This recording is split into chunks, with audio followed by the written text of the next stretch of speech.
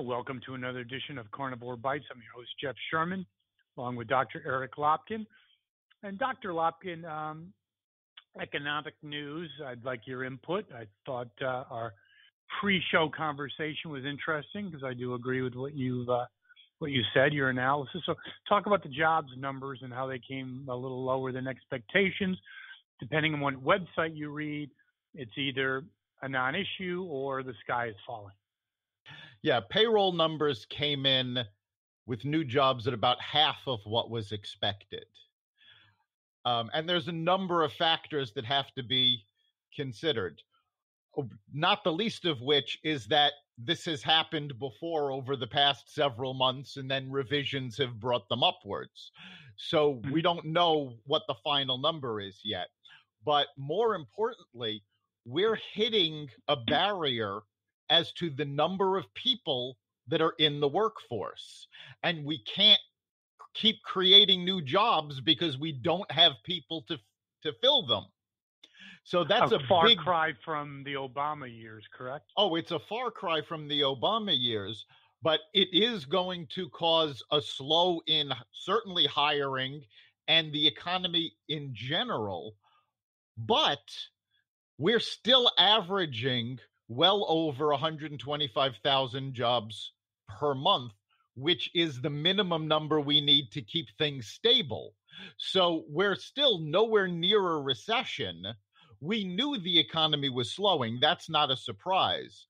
So if you're a glass is half empty kind of person, you're going, oh, the sky is falling, the sky is falling. If you're more of a realist or a half glass is half full person, you're looking at it going, okay, it's not a great number, but it's not the end of the world. And 1 month is far too much of a collapsed period of time to judge. And yeah, that's an important thing to remember about any economic number, is that you can't judge any one number in a vacuum. It's how it relates to the trend line over time and how it relates to other indicators. Isn't it interesting, though? You can find anyone to jump on that bandwagon, some so-called expert, so you can always get a quote if you have an agenda. Oh, absolutely. And let's face it, the Democrats want the economy to crash, because if the economy doesn't crash, it's very difficult for them to take the White House. I think it's impossible. How does that sound? It may very well be. Yes, I think that's really interesting. Back to the political sphere of things. Kamala Harris dropped out. Very interesting, because I think my aunt told me sometimes hot flames burn out quickly, and she was a hot flame. She had her announcement rally with 20,000 people, and she had the debate where she crushed brain-dead Biden, which isn't hard to do. And I have to talk about that. I'm sorry, I just remembered about that. And then she flamed out. Reason why? Well, you're seeing that a lot with the Democrats. I mean, Beto O'Rourke came on strong and then flamed out. He's gone. Kamala Harris came on strong, flamed out. She's gone. The problem is these people all have a single agenda. They want to be the person that takes down Trump. And the Democratic voters are looking for someone that actually has issues that are talking about. And the Democratic backers are looking at these people going, you're all too liberal. We need somebody more moderate. And they are pulling support. Yeah, I would agree with that. I think her campaign was awful. I think she was all over and she appeared to be just like Elizabeth Warren, who's also sinking, just a complete opportunist. She would say, do anything, very disingenuous. Plus, her record as a prosecutor didn't help either.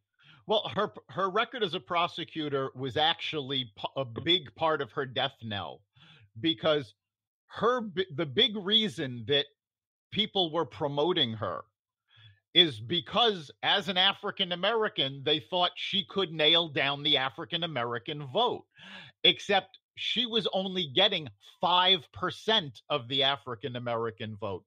In comparison, Biden gets 40%. Mm-hmm.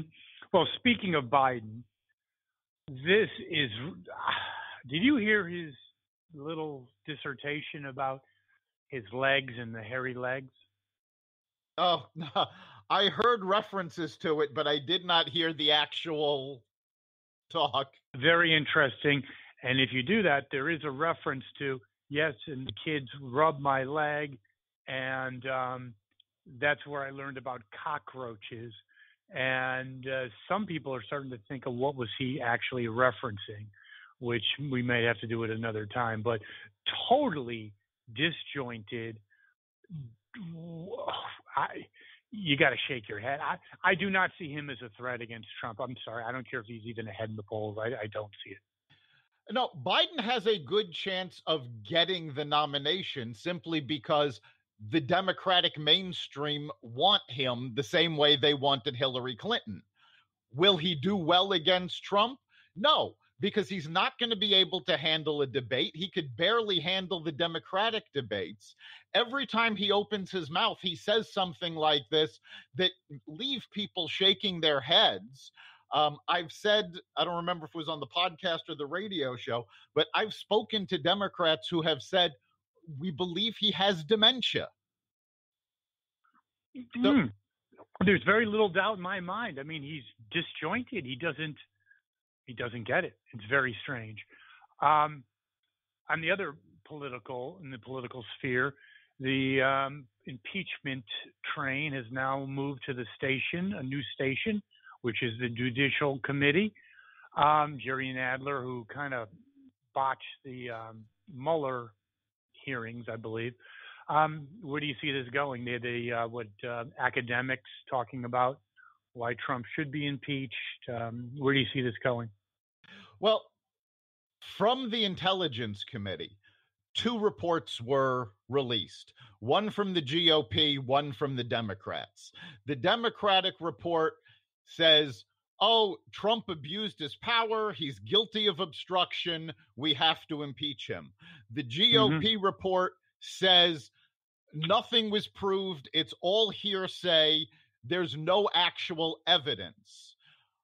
Because of these 2 reports, my opinion basically stays unchanged. I think the Democrats will push impeachment through because that's what they've promised to do. But with the GOP report in hand stating that there's no actual evidence of anything that they're claiming he did, the Senate, once it goes to the Senate, the Republican-controlled Senate is going to have no problem quashing it, and he's not going to be taken out of office. Political ramifications. I don't think there's any political ramifications for the Republicans. I think the Democrats are going to lose a lot of supporters who were pushing them to impeach Trump. And when they fail to do that, these people are going to be despondent the same way they were when Hillary lost.